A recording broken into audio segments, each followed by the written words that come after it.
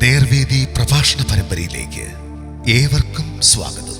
സുവിശേഷകൻ കുഞ്ഞുമോൻ തോട്ടപ്പള്ളി ഇപ്പോൾ നിങ്ങളുമായി ദൈവവചനം പങ്കുവെക്കുന്നു. ശ്രദ്ധിച്ചാലും.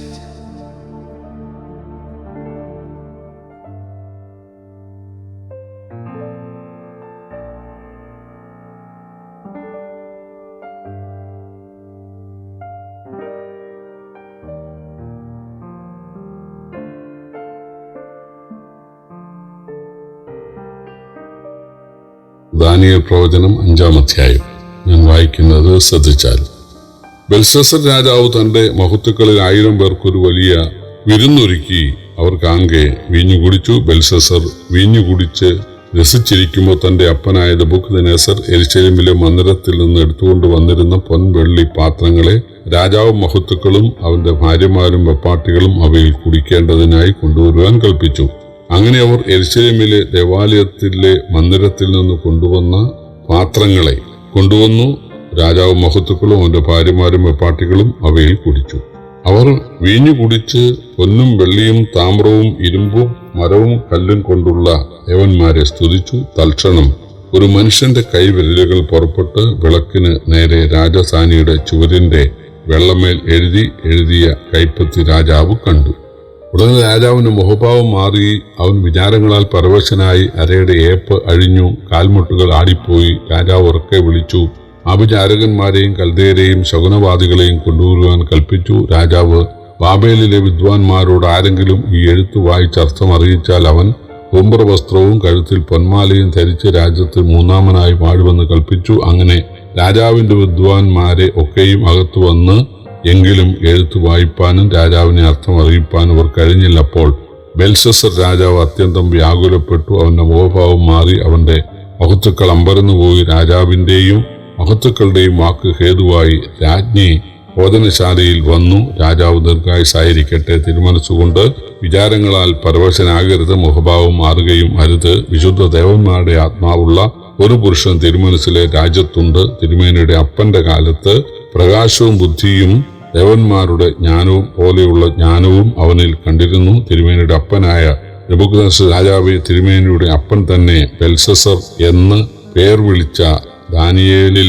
ഉത്കൃഷ്ട മനസ്സും അറിവും ബുദ്ധിയും സ്വപ്നവ്യാഖ്യാനവും ഗൂഢാർത്ഥ വാക്യ പ്രദർശനവും സംശയഛേദവും കണ്ടിരിക്കയാൽ രാജാവ് അവനെ മന്ത്രവാദികൾക്കും ആഭിചാരകന്മാർക്കും കൽദയർക്കും ശകുനവാദികൾക്കും അധിപതിയാക്കി.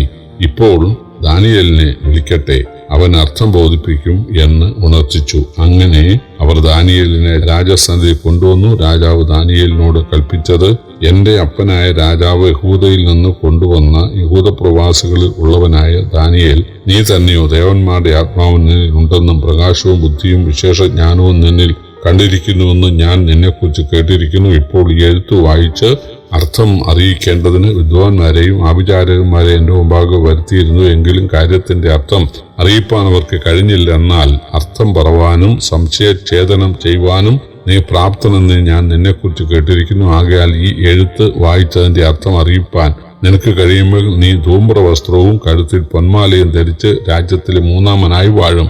ദാനിയേൽ രാജസന്നിധി ഉത്തരം ഉണർത്തിച്ചത്, ദാനങ്ങൾ തിരുമേനിക്ക് തന്നെ ഇരിക്കട്ടെ, സമ്മാനങ്ങൾ മറ്റൊരുത്തിന് കൊടുത്താലും എഴുത്ത് ഞാൻ രാജാവിന് വായിച്ച് കേൾപ്പിച്ച് അതിന്റെ അർത്ഥം ബോധിപ്പിക്കാം. രാജാവെ, അത്യുന്നതനായ ദൈവം തിരുമേനിയുടെ അപ്പനായ നെബൂഖദ്നേസറിന് രാജ്യത്വവും മഹത്വവും പ്രതാപവും ബഹുമാനവും നൽകി. അവന് നൽകിയ മഹത്വ ഹേതുവായി സകല വംശങ്ങളും ജാതികളും ഭാഷക്കാരും അവന്റെ മുമ്പിൽ ഭയപ്പെട്ട് വിറച്ചു. തനിക്ക് ബോധിച്ചവനെ അവൻ കൊല്ലുകയും ബോധിച്ചവനെ ജീവനോടെ വയ്ക്കുകയും ബോധിച്ചവനെ ഉയർത്തുകയും ബോധിച്ചവനെ താഴ്ത്തുകയും ചെയ്തു വന്നു. എന്നാൽ അവന്റെ ഹൃദയം ഗർവിച്ചു. അവന്റെ മനസ്സ് അഹങ്കാരത്താൽ കഠിനമായ ശേഷം അവൻ രാജസ്ഥാനത്തിൽ നിന്ന് നീങ്ങിപ്പോയി. അവർ അവന്റെ മഹത്വം അവങ്കിൽ നിന്ന് എടുത്തു കളഞ്ഞു. അങ്ങനെ അവൻ മനുഷ്യരുടെ ഇടയിൽ നിന്ന് നീങ്ങി. അവന്റെ ഹൃദയം മൃഗപ്രായമായി തീർന്നു. അവന്റെ പാർപ്പ് കാട്ടുകഴുതകളോടുകൂടി ആയിരുന്നു. അവനെ കാളയെപ്പോലെ പുല്ല് തീറ്റി. മനുഷ്യരുടെ രാജത്വത്തിന്റെ മേൽ അത്യുന്നതനായ ദൈവം വാഴുകയും തനിക്ക് ബോധിച്ചവനെ അവൻ നിയമിക്കുകയും ചെയ്യുന്നു എന്ന് അവൻ അറിഞ്ഞതുവരെ അവന്റെ ദേഹം ആകാശത്തിലെ മഞ്ഞുകൊണ്ട് നനഞ്ഞും. അവന്റെ മകനായ ബെൽശസ്സറെ ഇതൊക്കെ അറിഞ്ഞിട്ടും തിരുമേനിയുടെ ഹൃദയത്തെ താഴ്ത്താതെ സ്വർഗ്ഗസ്ഥനായ കർത്താവിന് നേരെ തന്നെത്താൻ ഉയർത്തി അവന്റെ ആലയത്തിലെ പാത്രങ്ങളെ അവർ തിരുമുമ്പിൽ കൊണ്ടുവന്ന് തിരുമേനിയും മഹത്തുക്കളും തിരുമനസ്സിലെ ഭാര്യമാരും വെപ്പാട്ടികളും അവയിൽ വീഞ്ഞു കുടിച്ച് കാണാനും കേൾപ്പാനും അറിയാനും വകയാത്ത പൊന്ന, വെള്ളി, താമ്ര, ഇരുമ്പ്, മരം, കല്ല് എന്നിവ കൊണ്ടുള്ള ദേവന്മാരെ സ്തുതിച്ചു. തിരുമനസ്സിലെ ശാസനവും എല്ലാ വഴികളും കൈവശം ഉള്ളവനായ ദൈവത്തെ മഹത്വീകരിച്ചതുമില്ലാകയാൽ അവൻ ഈ കൈപ്പത്തി അയച്ച് എഴുതിച്ചു. എഴുതിയിരിക്കുന്ന എഴുത്തോ മേനെ മേനെ തേക്കേൽ ഉപാസീൻ. കാര്യത്തിന്റെ അർത്ഥമാമിത്. മേനെ എന്ന് വെച്ചാൽ ദൈവം നിന്റെ രാജ്യത്വം എണ്ണി അതിനന്തം വരുത്തിയിരിക്കുന്നു. തേക്കേൽ എന്ന് വെച്ചാൽ തുലാസിൽ നിന്നെ തൂക്കി കുറവുള്ളവനായി കണ്ടിരിക്കുന്നു. ഫെറോസ് എന്ന് വെച്ചാൽ നിന്റെ രാജ്യം വിഭാഗിച്ച് മേദ്യർക്കും പാർസികൾക്കും കൊടുത്തിരിക്കുന്നു. അപ്പോൾ ബെൽസസറിന്റെ കൽപ്പനയാൽ അവർ ദാനിയേലിനെ ധൂമ്രവസ്ത്രവും കഴുത്തിൽ പൊന്മാലയും ധരിപ്പിച്ചു. അവൻ രാജ്യത്തിലെ മൂന്നാമനായി വാഴും എന്നവനെ കുറിച്ച് പ്രസിദ്ധമാക്കി.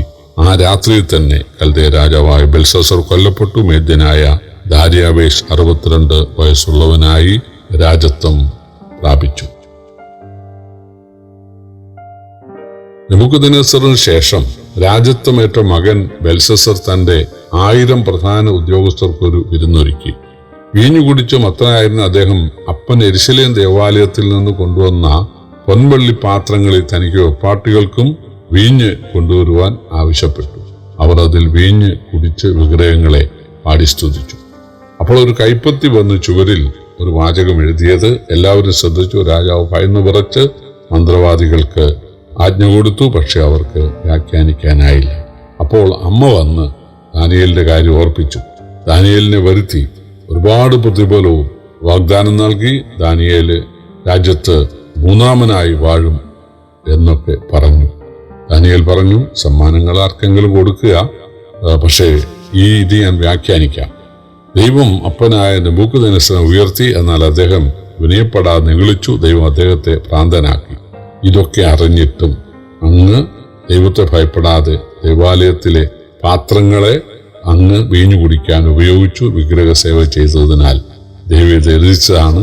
എഴുത്തിന്റെ അർത്ഥം ഇതാണ്: ദൈവം നിന്റെ രാജ്യത്വം എണ്ണിയിരിക്കുന്നു, അതിനന്തം വരുത്തിയിരിക്കുന്നു. ഞാൻ നിന്നെ തൂക്കി നോക്കി കുറവുള്ളവനായി കണ്ടിരിക്കുന്നു.